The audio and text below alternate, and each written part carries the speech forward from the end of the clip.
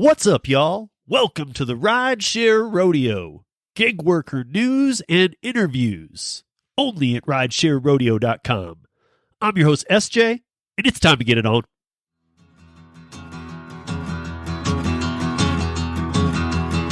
Well, midnight headlight, blinding on a rainy night, steep grade up ahead, slow me down and making no time. Gotta keep it rolling. Those are windshield wipers slapping out the tempo, break the broken rhythm with the song on the radio. I gotta keep it rolling. I'm driving my life away.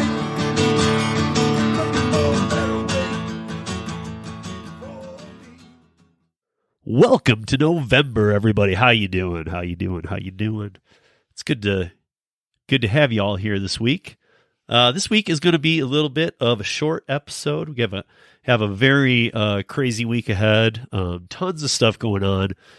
Even today, 1st of November, David from Para, David Pickerel, and I will be on the Show Me the Money Club, the Rideshare Guys show with Sergio and Chris. I also have something going with Kim Cavan tomorrow. I got a thing with Hannibal going this week on his channel. Hannibal is Hungry. So if you get over to YouTube, you want to check all those out. But everything will appear. You know, the Kim Cavan piece I will bring over to the audio podcast as well. So don't worry. That will be here in full for you guys that like to check out the audio portion. I do want to shout out to our new sponsor, Para. And yeah, some of the things that I'll be getting into will start next week with the Para stuff, and I will try and help all of you guys navigate through that. But Para is not only the tip transparency app that you once thought it was. So a lot more coming down the pipe on this one. So just stay tuned, and we will be getting into it for sure. So I want to talk about something first of all, before we talk about a couple of these other stories that I talked about on the Thursday roundtable. Basically, I want to know how everybody's feeling about this Doordash thing. So, okay, for those of you not familiar, for those of you that do rideshare or you do other platform work but haven't worked the Doordash platform, I want to know how you guys feel about the terms of service that we all know that terms of service is a click box. You click I agree. You can go on these platforms. You can earn. However, you're agreeing to the terms of service, whether you read them or not. Sometimes these terms of service get brought out in during like an incident or something. So like, we don't talk about the terms of service. We don't ever sit around and discuss them. They should be discussed, at least bullet pointed out, and make sure everybody understands what these bullet points are. Because like right now we're facing one with Doordash, and nothing changed in the Doordash terms of service. So it's just coming up because something happened with a driver that made it come about. And actually, it's a little bit of a crossfire here, and we're not even discussing that it's in the terms of service. But let me give you guys the lowdown. So on the Doordash platform, there is a YouTube creator who was doing Doordash in Phoenix. They had to, often they were subject to getting to locations only to find out that the location was closed. Okay, so if you get there, if you know the Doordash platform or not, when you get to the restaurant of the order that you have taken, it's supposed to work on the hours of operation that business has listed with Doordash. But as we all know, many of these businesses close early. They are shorthanded, so they might close for that reason. They're obviously not doing it to hurt their own business, but things are just happening right now that we're not used to, like short-staffed, all this kind of stuff. Well, if they close early, the Doordash terms of service state that you are to call Doordash if you're a dasher, and that you can get a cancellation fee, or that the restaurant's not open fee. And they have that all listed, that is the process. You do it and you get, it's like a cancel fee for like rideshare. So You're going to get your minimal money for not doing any of the work because the restaurant is closed, other than you might get to the location to have to find out it's closed. The person in Phoenix being accused, or the person in Phoenix who was deactivated by DoorDash was deactivated for doing this too much. So is there a too much, though? I mean, if you go to a location and you've been assigned an order, is there a too much? Is because here's the thing, guys. So if the customer places the order with DoorDash, they're now expecting their food. If the location is closed, shouldn't the driver be able to report that and collect their money? And if you want to say that the driver's doing it too much, that's a bad sign, because that means that one single driver is more on top of what's going on and has a better pulse on the market than the algorithm does. Because if the restaurant's closed, it should simply be closed. The customer should not even be allowed to order food if the restaurant is closed. Because, I mean, that's just why would you? I understand that often these companies don't take into account the driver's feelings, how the driver feels about all this. Part of the perk of having us be independent contractors, correct? However, the customer, and even though they might say, well, hey, things, it's just what happens. It's what it is. Is it though? Because we still want to have good customer service, even all the way up to the top. I mean, for DoorDash to take orders of a restaurant that isn't open, have people hanging until they get it all worked out, which does take sometimes. It takes a few cancels on the part of the driver to even probably flag to the customer, because a lot of these customers, too, you got to always realize some of these customers are first-timers. They're new. They don't really know what's going on. So they're kind of waiting for food, and I know a lot of people are like, no, if you've ordered before, you're like, no, nobody's a first-timer. Well, of course they are. If there weren't first-timers, then how do you think the numbers would grow so high to allow there to be more than 2 million Dashers in the United States? That all is driven by the supply and demand. So the demand is there, right now. And so if the driver is aware of a place that is shutting down and he's sitting there and accepting orders because they're coming in, is that so wrong? Or is that good because every time he's getting one, he's flagging it?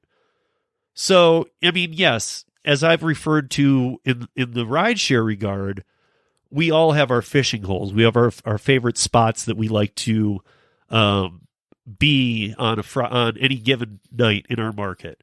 We know whether we like to go to events as they let out. Like for me here in Denver, do I like to go after football games over to, and deal with that crowd? Do I like to go to the Pepsi Center or do I like to go to Coors Field? Do I like to go to any of these places as events let out? Because these are two different types of drivers. Just like the drivers who go and sit at the airport is a whole nother, group of drivers. I know people that go and sit at the airport staging lot until their next ride, and then they always try and get a ride back to the airport right away. So they're just literally hoping on airport hops back and forth and back and forth. So there's different types of drivers, of course. But if somebody's just sitting there and knows that it's some kind of like mishap, and every night at 8:00, if they're in one spot, they can do this, that's maybe a little different. But when it comes to the fact of somebody getting an order, driving over to it, finding out the location's closed, and then because they're so close to it, they might report that one, want their money as, hey, the business was closed, you guys got to give me my cancel fee. Well, okay, then that's paid. But if they get another one, or even, let's say, for God's sakes, I mean, a lot of these people get the same order again because they're the closest to the restaurant. So they might get the same order that they already canceled and have a boomerang back to them. And regardless of whether or not it's the same customer or another one, if you're still sitting there, I mean, isn't it, it's almost like a little bit of your obligation to like take it and somehow let the system know that the place is closed. I mean, enough is enough. I've really heard the drivers get, scorned on this one for taking orders if they know the place is closed. But I'll tell you what, I'm not even, I don't even need to say how I feel on this one. I can just say this. Why doesn't DoorDash care enough to shut the restaurant down? I know. there's so many things going on all over the United States. How could they keep track of it? Well, they could actually. They actually could. They could have a form of communication that lets DoorDash know if a location's closing. A simple executed code by a business that lets DoorDash know that they're no longer taking orders until the next business day, business hours on sheet, meaning that they have to close for whatever reason. Maybe, who knows? Who knows that it's whatever reason, short-staffed, staff party, any given type of day that just might have the restaurant closed. There should be a quick and easy, anybody who works there has access to do this, just like any restaurant employee would have access to shutting down the restaurant, locking up, cleaning up, handling the cash, handling the transactions to get processed to the bank. They should have that same access to say, hey, we aren't closing till 10 tonight on our hours on the website and what people see as listed open hours, but we are closing tonight right now at 8. So let me call that into a DoorDash number and give them my pound code, which turns it off for the night or something. Because I don't understand how a business DoorDash wants to even have the customers involved in this either. Well, what do you mean the business is closed? You took my order. I don't know. It seems like just across the board, bad business. I don't know what else to say about it. It's just bad business. I did want to touch on it though, because I think it's a big deal. I think it's a big deal that I'm not saying that every DoorDasher should go around and their fishing spot should become something that they learned is maybe the incorrect hours. And the place does close every night at 9, but DoorDash has it listed till 10. Yeah, that's not what I'm saying. But I'm saying it is the responsibility of DoorDash to fix this issue, because the same is not showing complete transparency, which I think is honestly borderline not legal when it comes to independent contractor status. But we will be seeing this unfold over the next couple of months. I really don't. I don't know. The companies need to come together. They need to care more. Stepping away from transparency, they need to care more about the customer side. Let's not even focus on the driver side for a minute. They should care about this from the customer side. And if they view it like, hey, that's just one customer, they will come back. That actually was something I brought up on Thursday, was saying, well, you know what? The sad thing is they'll probably go back to using DoorDash regardless. But here's the thing. Shouldn't they get better treatment as a customer than just to, oh, they were closed. Sorry. Yeah. Figure a different place out. We'll refund your money. I don't know. The experience should be better whole for the customer, for the driver. And you might be saying, well, that's easier said than done. Maybe it is. However, I do happen to know that some fixes are able to be done. So why are they not being done? Yeah. New Zealand. You guys, we got to talk about New Zealand here real quick, because I think it's important. But New Zealand, last week, Uber drivers are now employees. Yes, in New Zealand, if you are an Uber driver, you are an employee now. We will see how that plays out. New Zealand is also a little bit of a different animal when it comes to how that market is regulated and how many drivers there are. And there's a lot of different factors. However, the most intriguing thing I found going on with this is that the day that the case was won last week, okay, the day that New Zealand, it was Tuesday. It was a week ago from today. Now all Uber drivers are employees, and that same day, you were put into a union. So they already have a union in place, and they have an amount and everything that it's starting at. So we are now seeing what we've talked about and thought, oh my gosh, what if this were to really happen? Well, it really did happen. So here's what happened. Employees, or New Zealand Uber drivers, in one day became employees, and that same day, we've never seen this, became union members too. So I'm not really sure what New Zealand is like. I've never been there. We do have one listener I know of that is in New Zealand. She actually came over from the Gig Economy podcast from Jason Terry's show. And her name, I won't reveal, but if she's listening, very interested to see how this goes over the next few months, because even though New Zealand, from what I can tell, is night and day different from everything we know here in the States and even in the United Kingdom, which are the primary two that we follow, it's still something that happened. I mean, it's still a landmark case. So we talked about this way back, about how Uber was going to have video or audio recordings. Well, now those audio recordings are turning into video recordings as well. But if you remember when we talked about this, you might be thinking, like, whatever happened to that anyway? You know, we did talk about that, but whatever happened to that?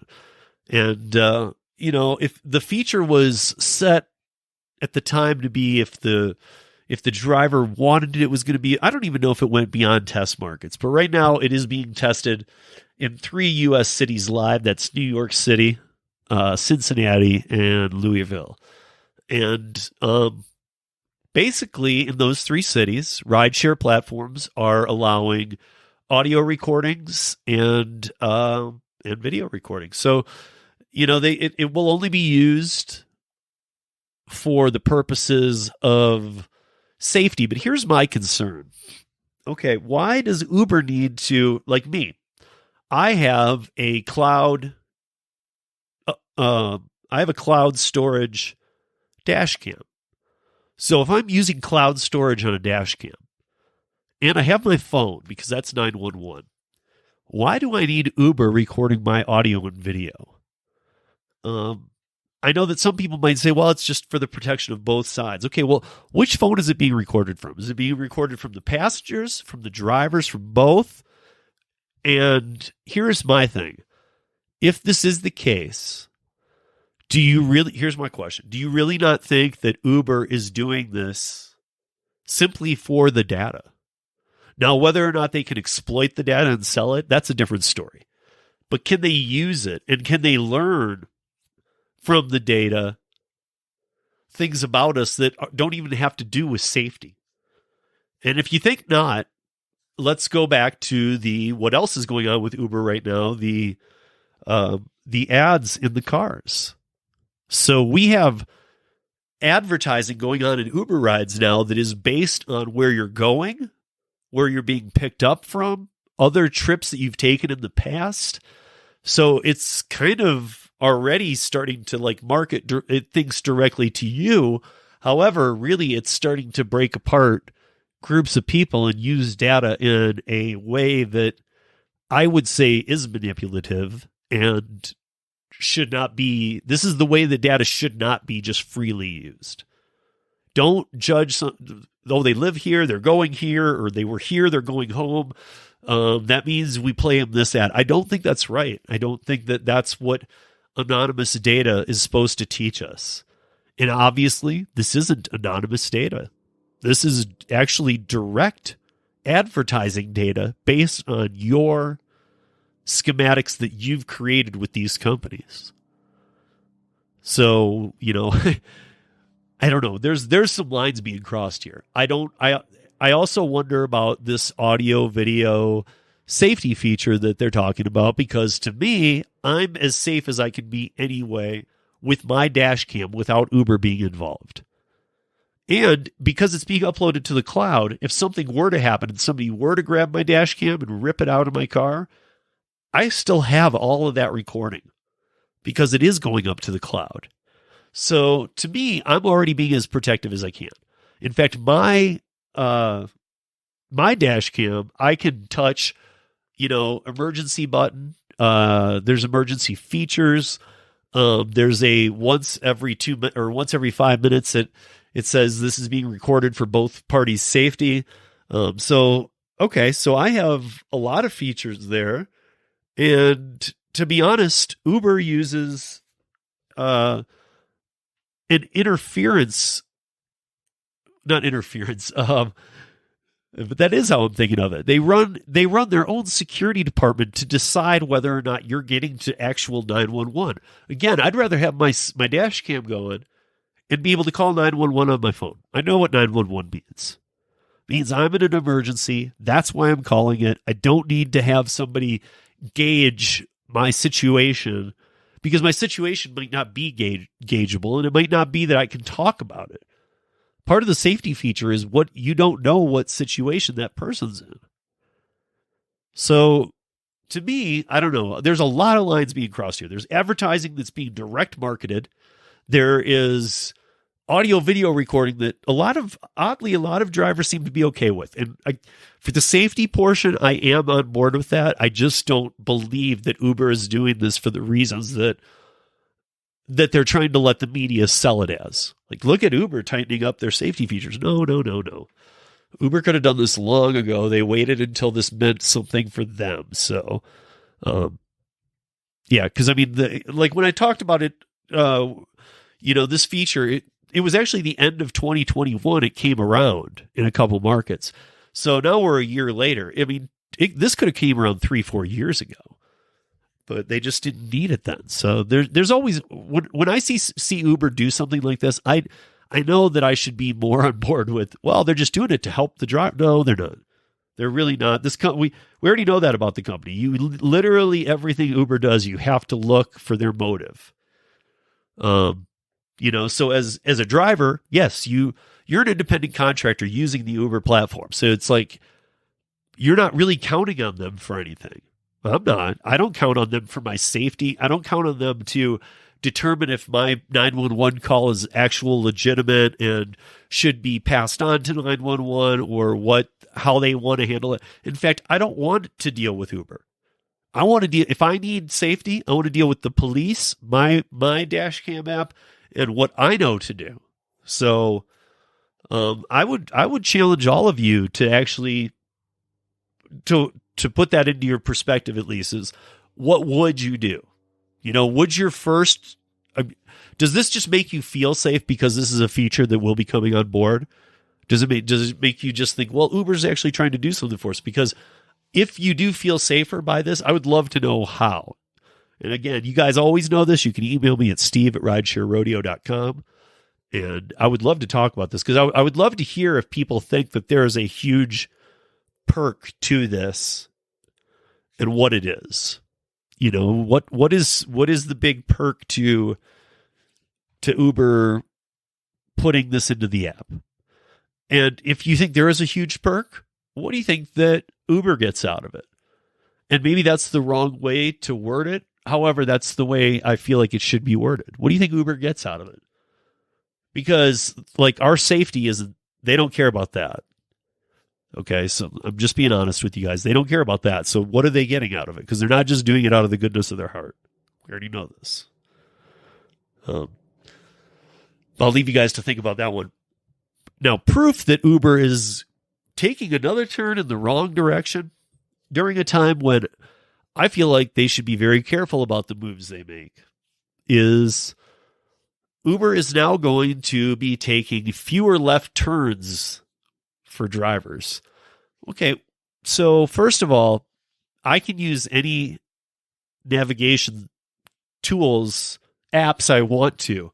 I can use Waze, I can use Google Maps, I can use Uber, I can use Apple Maps. I can do whatever I want and use whichever I want. So how do they know I'm going to take fewer left turns? Because again, I was talking to a couple people about this. So if I take a left turn, now again, the safety data does point to the fact that fewer left turns means less crashes. So there's actually a 22% of crashes involve a vehicle making a left turn at an intersection. Okay, so that's like an example for the nation, right? So, okay, well, but if Uber's going to reroute me to take 3 rights and it's going to take me 6-7 minutes to get to what one left will take me to in 1 minute, I'm a good driver. I know how to make a left turn. I don't need to be rerouted for 3 rights because they don't think that I know how to make a left turn. Again, it seems like Uber's trying to stick their hand into this so far that they're almost starting to treat it like employee status, which they've been fighting forever. So where are we at with all this stuff? I don't, it's going to be an interesting midterm. I think that what I think is going to happen is that for at least the time being, everything's going to be okay. Now watch, next Tuesday, we will start already hearing the impacts of the election. And I plan to do an episode next week based on a little bit of my conversation with Kim Cavan later this week. So it'll be an episode based on the fact that, the day I'm actually recording it next week will be the day that is your last day to vote. And I think that I want to get out the different ways that this could look. And I think that, one, Kim is going to be a huge help for me on this. But two, we've been talking about this for a long time. I mean, employee status is huge. None of us want it. We've broke down the actual numbers. If you got 80% or 90% of the gig economy working less than 20 hours a week, you got 10% working full-time. The full-timers are the only ones that really you even need the vote from or even need to hear from anyway, because obviously the 90% part-timers, they don't want W-2 work. That's a fact. So you got 90% of the people working platforms in the gig economy do not want it. Do not want this because they couldn't. They don't want it because they work 0 to 8, 9 hours a week for extra earnings. That's all it is. But they couldn't have another W-2 because they already have a W-2. So you get into that problem. So there's 90% out of the way right away. So you're only dealing with the 10% who are really full-timing this. And at that point, even then, you get into people needing the flex time. And I'm telling you guys, I've told you this for a long time, looking at California's mistakes and saying, hey, Prop 22 didn't work. Yeah, Prop 22 didn't work. Think about how bad it would be with a union. I mean, Prop 22 was to stop unions, and it doesn't work. It doesn't work for anybody. It doesn't work for the companies. It doesn't work for the drivers. Nobody. But we want to go a step farther and go right into unionship. This is just straight up craziness to me. There's just no way. There's no way that this works on any level. Let's see. So Washington, D.C. is also suing Shipt for misclassifying drivers as independent contractors. This was immediate. It was the day after the Biden administration put down the gauntlet on the rule change. This was done in D.C. Now, Shipt is Target, and they are saying that Target, Shipt, however you want to word this, misclassifying drivers as independent contractors. And they are saying every full-time worker on the platform in DC is an employee, not an independent contractor. That is not a fact. That has not been proven. That has not been nothing. I don't understand how these DC sues Shipt for misclassifying drivers. Right now, they're not misclassified. Now, there's a challenge on the table to how that classification works, but they're not classified right now. So how are they misclassifying drivers as independent contractors when there is no rule for that? I mean, even with a rule change, that's still going to be challenged. It's still going to be put into courts for a long time. But they're not misclassified. In fact, they're actually, even to the people who want this, who DC sues Shipt, okay, well, to the people who want that, who want to say that they're misclassified, okay, they're not misclassified. And even if they do get misclassified, this lawsuit came before the misclassification. I mean, look, we got to make sense of some things. We just can't live in a world that's just this beyond not making sense anymore. I mean, we've been doing this for a long time. It's getting ridiculous.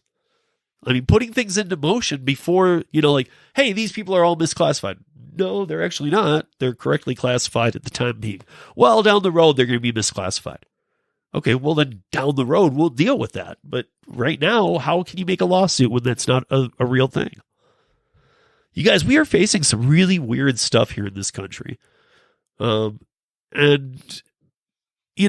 Basically, if we don't watch it, what is the difference between this country and all the countries that we're supposed to be different from? I mean, I don't know. This is freedom. This is being able to if you can build your own brand, if you can build your own business, if you can work for yourself, why wouldn't you? Why? I mean, like, I get that some people don't want that, but I feel like, just like with technology, that's getting passed by. Like, nobody wants to feel like they have a boss. So even if it's like some people telling you, well, don't you feel like a boss with Uber? And the very few percent that say, yeah, I do feel like that. Or like that I'm not my own boss, that the app controls me. Well, no, it doesn't. And even if it's somewhat did, but you're allowed to pick when you work and which apps you work and this and that. I don't know. To me, losing that would be beyond a loss. Not only for the fact of I wouldn't work those apps anymore, but what else would be lost in this country? We can't take away the freedoms of being your own business. That's not what this country's about. This country's actually about independent contractors, if you ask me. I mean, that's independent contractors, self-employed. That's pretty much a dream, is it not? I think it is. I mean, if you got, maybe somebody out there doesn't agree with me, I don't know. But I think that that's the American dream, is to be an independent contractor. How you might not call it independent contractor, but self-employed, freelancer, independent contractor, however you want to label it. Isn't that the American dream, to work for yourself or to determine the work you're going to do, how, when, and where, and that you have the business to be able to do that? You have the customers to be able to do that? I think it is. I think it is. And I think that the country is moving in that direction regardless. The world is moving in that direction. We've already seen stats out. These stats are not flying cars and autonomous dates. These stats do have numbers attached to them. However, none of those numbers ever dip down. The bottom line is the world is moving to a gig economy. It's already there, but the world is moving into a gig economy. So why would we move away from it or try and classify drivers? We're supposed to be the nation setting the standard, no less. And self-employment and independent contractorship has been allowed in this country since as long as I know, and much more so than other countries. So what? We're going to let the gig economy kind of redirect all the rest of the world, but we're not going to flow with it? We're the ones that need to flow with it. You guys, there's a lot of things going on here. And yeah. Speaking of, I got to bring this up, too, is that over in Europe, right now, we got to remember that in 2015, that Paris rioted, the presence of Uber. And now Uber has squeezed the taxi industries. This is how like Wired and all the magazines and onlines and stuff have these articles titled, like, this is Wired's, for instance. Uber squeezed Europe's taxi drivers. Now it wants to hire them. I mean, did it? Yeah, it probably did. Did it go in? And yeah, I mean, the Travis era, we've all talked about it. There was some crazy stuff going on with other countries and the way that they brought these in. But again, we're talking about technology. But here's my question. And this is the story I'll leave this on this week. But here's my question is, did Uber squeeze the taxi drivers? Meaning, like, did Uber put the taxi industry under? And now the extra part is now it wants to hire them. But, like, first of all, did it? Or did the taxi industry do that to themselves? And Uber saw an opportunity to try and get a new way of transporting people. People, in my opinion, I lived through a taxi generation. Gosh, I'm going to make myself sound old here, but I did. I mean, I remember cabs. I remember growing up. I remember traveling and using cabs. I also remember cabs being not that nice, not super, like when I needed them, they weren't always around. Calling for them didn't always mean they were coming. There was a lot of problems with cabs. And there was a lot of the same problems that we talk about with Uber and Lyft, outside of the pay regulations and things like that. like people getting hurt or sexual assault, which is always bad, of course, but that used to happen in the taxi industry as well. In my opinion, the taxi industry killed itself and really tried to put this on Uber as their like dying breath. Now, I feel bad for the taxi industry. However, it had been going down for a long time. There were places like New York City that I feel a little differently about all of this because I do feel bad for the medallion owners in New York City. And not that I don't feel bad for every other taxi driver. If you were a taxi driver and you lost your position due to Uber, then of course I feel bad for you. However, I don't think that's how it happened, unless you just came into the taxi game that late in the game. Because by 2009, 2010, when Uber was starting to be around, nobody was really using cabs. I mean, for God's sakes, there is still not to this day a universal taxi app. Meaning if I go take a plane to wherever, I can land wherever in the United States, in the world, most places, but let's just use the United States. I can land in any airport in the United States, flip my phone on after it's been on airplane mode when I land, and summon an Uber to me in 10 to 15 minutes. There is not a universal cab app to this day you can land and just launch that app. You have to land. Now, if you're whatever city you're landing in, you have to find that app for a taxi, or else you have to call one. It's crazy. But what I will say is that Uber is like technology. Now, am I actually calling Uber a technology company? Absolutely not. What, did you meet me yesterday? Come on, guys. You know better. You know better. Of course, I'm not saying that. But what I am saying is Uber moved with the technology. So with the technology came Uber and a way to let people use their cars to transport other people at a time when the taxi industry had put its own nails in its coffin. Anyway, that's enough of my technology about Uber, because you guys know how I feel. Uber is not a technology company. We went through this years ago talking about all this. They're not a technology company. However, they did move with the technology. So you guys, a couple things. I chomped on my tongue today. I'm not kidding. I have to tell you this. I know it's the podcast, but I actually bit my tongue today. And I'm having crazy allergies. So I'm going to pull the plug on the podcast for today. But when I'm back next week, we are going to talk about what's going on with all of this, all the different outcomes that we could see from this election and beyond the election. Doesn't just have to be election oriented, because as I will be talking about with Kim, and I please all join us on Wednesday, tomorrow, Wednesday the 2nd at 3 p.m. Eastern, 12 p.m. Pacific on Rideshare Rodeo YouTube channel live. And you can get in the chat. You can voice your opinion. You can ask your questions. Kim will be with me. Kim Cavan is a genius at this stuff.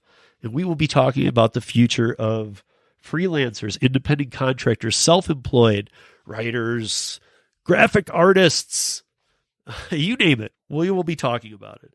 Caddies. And there's a reason why I bring up caddies.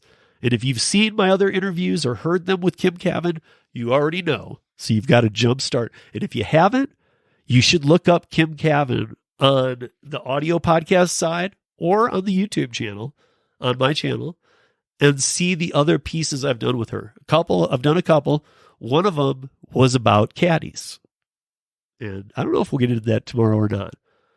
But regardless, you guys should check it out. Check that out. Both of the interviews I've done with Kim in the past are great. And also next week, we will really be getting into ParaWorks. So you guys, I'm so excited about this. And I know a lot of you might be scratching your head thinking, well, I thought you've been with Para forever. I have been doing things for Para since it was autonomy.jobs, before it was ever Para. However, I never stuck the channel, the brand. We kept them separate. David and Para ran with it, And I was more about like the driver side, the advocate side. But now my role is going to change a little bit. And I'm going to be doing a lot of work on the apparel works side. And I'm so excited about this because, as you guys know, I've become more of an off-brand guy. I like Curry. I like Ship during the holidays, speaking of that we just talked about from DC. I like other apps. I like apps that, like when Hannibal and I talk about Beyond the Algorithm, when we do that show every couple weeks on his channel, we're talking about apps that aren't, or gigs that might not even be apps. You might have to go to the websites to find these apps. But I love those apps. And those are the better paying ones. I mean, if you really want to look at the best paying and you're, super responsible and you want to be on top of doing something and maybe it even feels a little more intense to you, is that, look into last mile services for medical couriers and things. You guys might be shocked at what that pays. Now there's a little more to it, but the pay is 2 to 3 to 4 times better. So, do you want to work the apps or do you want to set, and it doesn't need to be medical courier. We all might have our issue with that.